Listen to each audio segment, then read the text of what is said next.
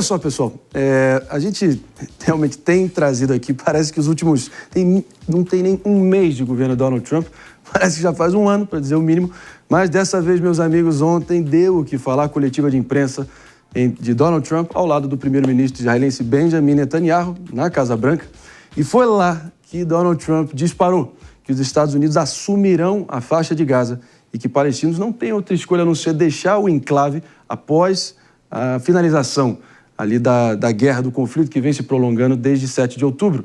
E lá vem mais uma polêmica para a gente tentar analisar qual é a psicologia do Trump, qual é a estratégia por trás, até porque ele assinou um memorando para restabelecer uma política de pressão máxima contra o Irã e o objetivo, claro, é evitar que o país consiga desenvolver sozinho uma arma nuclear, que é um perigo iminente há tanto tempo. Queria ouvir vocês aqui. A gente já está começando, não é possível nessa altura que a gente já não tenha um mestrado, pelo menos, na psicologia da arte da negociação de Donald Trump. Joga lá em cima, choca, inunda o espaço de discussão com várias possibilidades meio chocantes, estapafúrdias, e vai, no final do dia, ali calibrando até chegar ao que ele realmente queria. Você acha, Jéssica, que esse é mais um caso? Pra ser muito sincera, André, eu acho que ele tem coragem. Eu acho que falta, às vezes, bom senso. Mas ele tem coragem. Então, eu acho que ele tem muito disso, mas eu acho que, em última instância, ele é disposto a implementar os planos se as coisas não funcionarem, para não ficar ali como alguém que só disse e não fez. Um exemplo, no caso da Colômbia, relativo a isso, Canadá e México também. Mas, assim, a grande questão é que ele testa os limites. Ele não aprendeu e nem inventou isso dentro da diplomacia. Não é algo que a diplomacia ocidental faz nos últimos 50 anos, por assim dizer, tanto. Mas é algo que o Putin fez muito. O Putin ameaça... O Putin...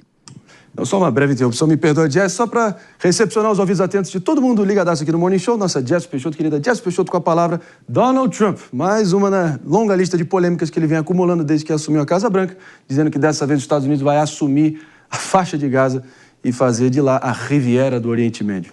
Pra quem não sabe, a Riviera Francesa é uma parte luxuosa do litoral francês. Não. Tava falando, o Putin também fez muito isso ao longo do tempo, que ameaçar invadir um território, ameaça, ninguém faz nada, ele vai lá e faz de fato. China com Taiwan, mesma coisa. Tá dizendo há pelo menos 20 anos que vai tomar de volta.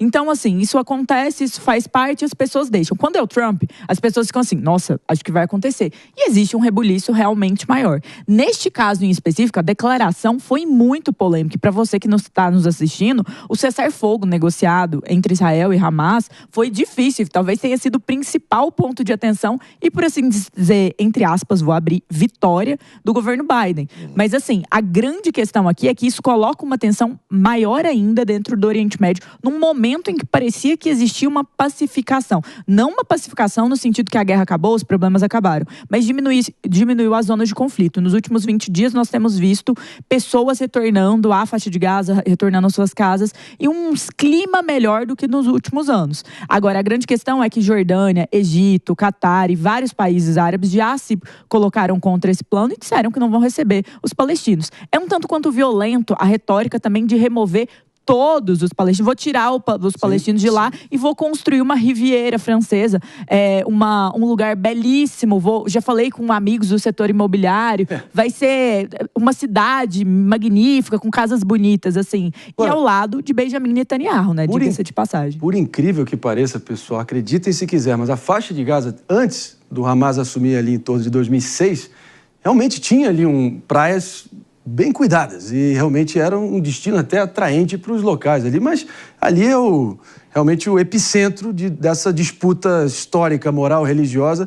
Só que o Trump está nessa, né, Pepe? Há 100 anos só tem destruição, miséria, violência, um inferno a céu aberto. Por que não pensar de uma maneira diferente, fora da caixa? Ele até citou a Arábia Saudita, pode embarcar com ele nessa ideia toda no momento que o regime saudita está moderando e fechando Copa do Mundo e está fazendo, enfim, entrando aí no primeiro mundo de vez. Como é que você está vendo? Preocupação. Achei absurdo, né? O Trump não está no mundo moderno, né? Ele está no século passado. Não só na ideia dele de voltar ao protecionismo absurdo, como a ideia imperialista dele, né? Quer ocupar e pegar a Groenlândia e agora quer ocupar e pegar a faixa de Gaza. E é uma decisão, nem vou falar decisão, né? Mas é uma manifestação completamente preconceituosa, porque coloca todos os palestinos como terroristas. Sim. Ou seja, não dá para a gente aceitar uma situação como essa. Palestinos têm pessoas do bem, tem pessoas boas, tem pessoas com família.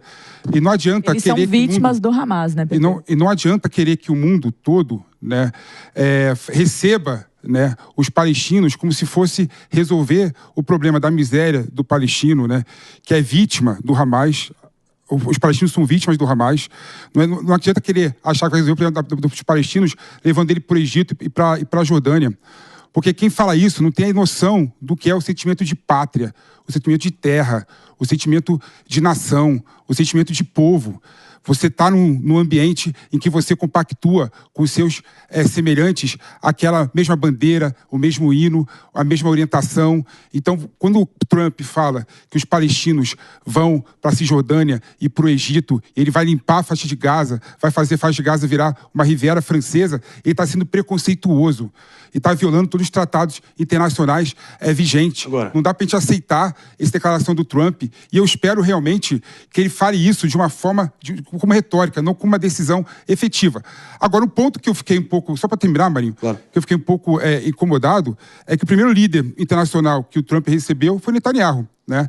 E quem gosta dessa medida que o Trump passou a defender de invasão, de ocupação da Palestina, é a extrema-direita de Israel. Será que o Trump está querendo fortalecer a extrema-direita de Israel? Qual que é o objetivo do Trump nessa medida preconceituosa e absurda? Não dá para saber. a gente tem que realmente, enfim, claro que a gente estamos aqui comentando um assunto dessa relevância, mas no final do dia, toda a nossa compaixão e a nossa defesa tem que ser aos civis inocentes dos dois lados que ficaram no meio desse morticínio todo, e a gente não aguenta mais ver isso se prolongar. Algo diferente tem que ser feito, fora da caixa, nesse nível que o Trump foi, aí também ele já exagerou na dose, talvez. Mas pode ser, de novo, um truque retórico para trazer os países árabes para a mesa e tentar trazer uma solução conjunta. É o que eu espero, sinceramente. Não, mas isso vem no contexto de libertação de reféns, né? Lembrando que existem ainda reféns. E tem uma outra coisa também. Ele contraria até mesmo aquela retórica, né, de você, olha, eu vou fazer isso. Ele não está negociando como, por exemplo, o México e outros países em relação a acordos comerciais. Ele está negociando com terroristas e até mesmo promovendo essa intimidação. Então pode ter vamos dizer assim, um contra-ataque nesse sentido. Muito bem colocado, David. Olha só, pessoal, uma coisa é certa, menos de um mês de governo Trump, parece um ano, para dizer o mínimo, e fortes emoções, pode ter certeza, é o que virá aí no horizonte.